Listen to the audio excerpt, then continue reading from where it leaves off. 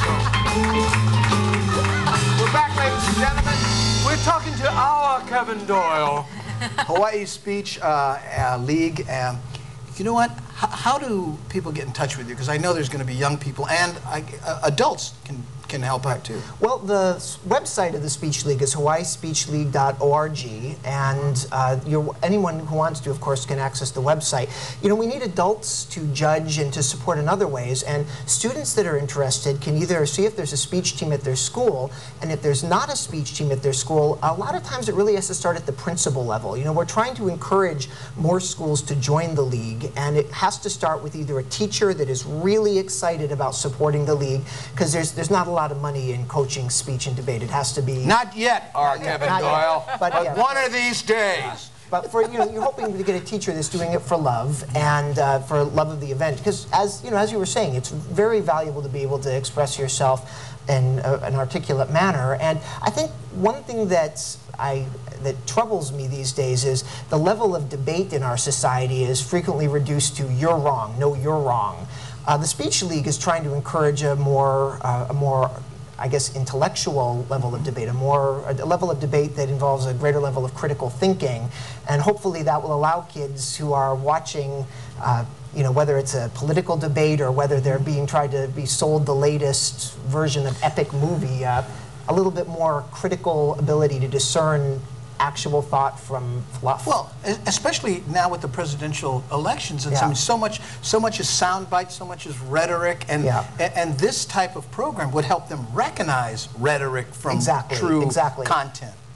And that's really something that I think is important to all of us in the speech and debate in the Hawaii Speech League, is helping kids recognize, you know, a real intelligent argument or a well-phrased speech or a well-thought-out speech from just empty words. And again, you know, the skills you learn aren't just about debating.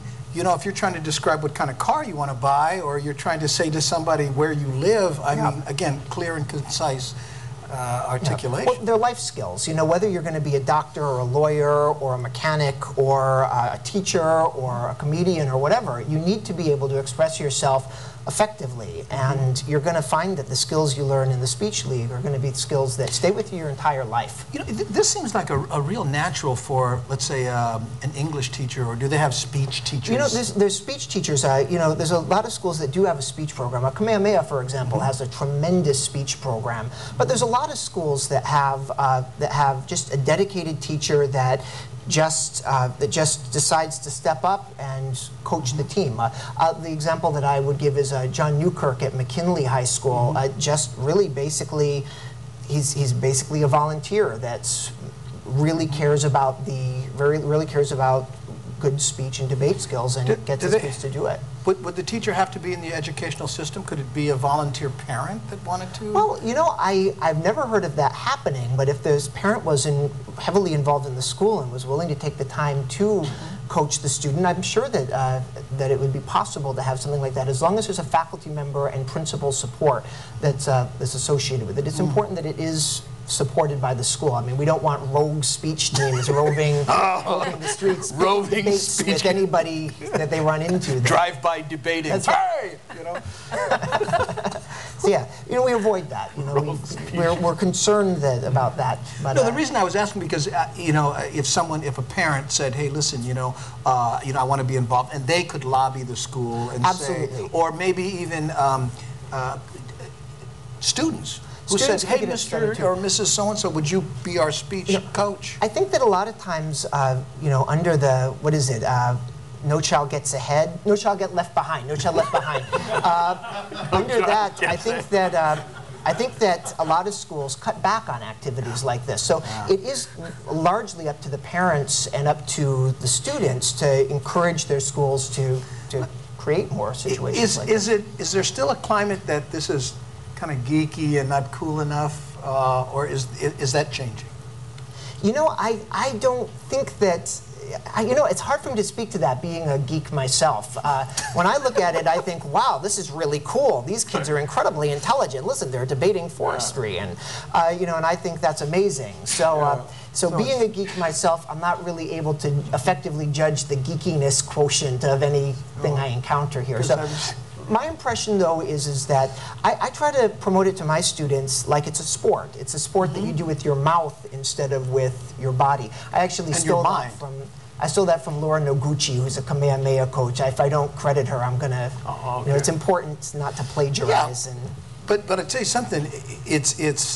It is a sport of the mind. Absolutely. You know? Chess. I mean, that's like saying chess isn't a sport. Absolutely. It's not a game. That's a sport. Yeah. Well, you know, anything that drives Russians crazy is a sport. That's, I think, one of the... You obviously play online. A little bit, yeah. Intellectual glory hole. Ladies and gentlemen, we're talking to R. Kevin Doyle, the Hawaii Speech and Debate League. Please contact HawaiiSpeechLeague.org. Okay, if you want more information. We'll be right back with Willow Chang, who's going to dazzle us with a song I just love. When we get back, return. I'm not a good speaker.